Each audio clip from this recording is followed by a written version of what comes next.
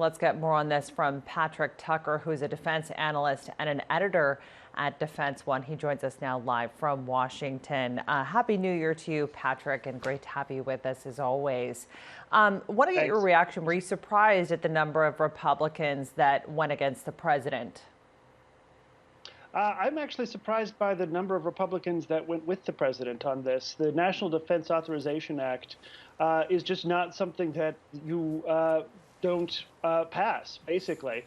It is the major bill that funds the United States military, funds different aspects of U.S. defense posture, basically gives troops their pay.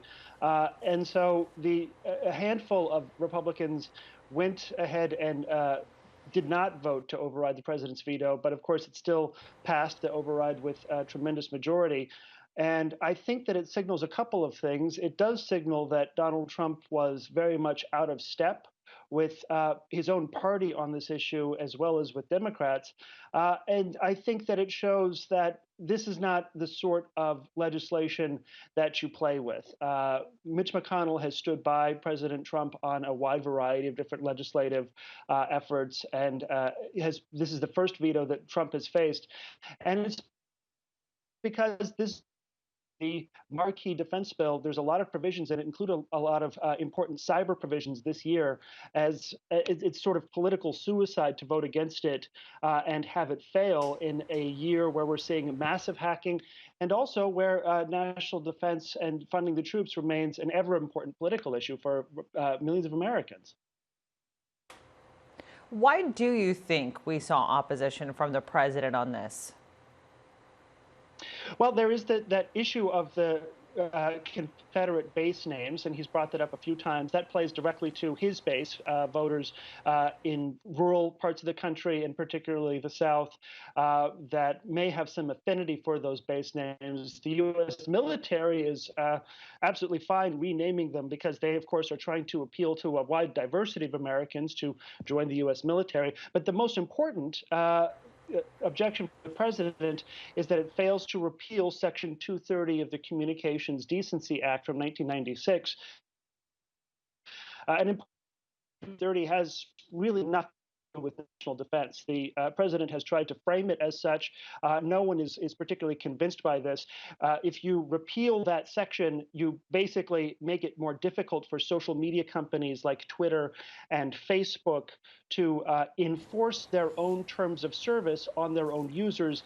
They can become liable the same way that a publisher can, based on what things some of their users are tweeting or posting. And there is some support for repealing that provision of the Communications Decency Act.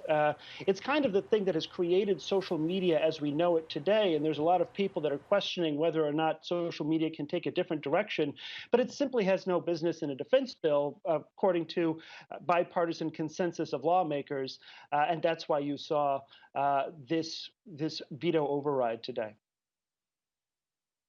And I'm just curious, Patrick, from a policy standpoint, what impact do you think this $740 billion defense bill is going to have? Well, it's of course the bill that creates the opportunity for the United States military to pursue its objectives. The most important provisions this year are the 25 cyber provisions, the creation, for instance, of a new at the executive in the White House, someone that would have to be Senate confirmed. So there's a lot of things that would change, particularly in the way the United States approaches cyber defenses. But in addition to that, you see, of course, the funding of the troops, the funding of the different military priorities, manufacture of different weapons, the pursuit of different emerging technologies. That's something that you see in the National Defense Authorization Act every year. But this year, the act gives lawmakers a chance to really enhance U.S.'s cyber defenses at a time when a lot of people are pointing out how fragile those defenses were in the face of Russian activities, Russian hacking, particularly supply chain hacks that have devastated several U.S. agencies. All right, Patrick Tucker, great to have your analysis back on here in the new year. Thanks for that. We look forward to having you on soon.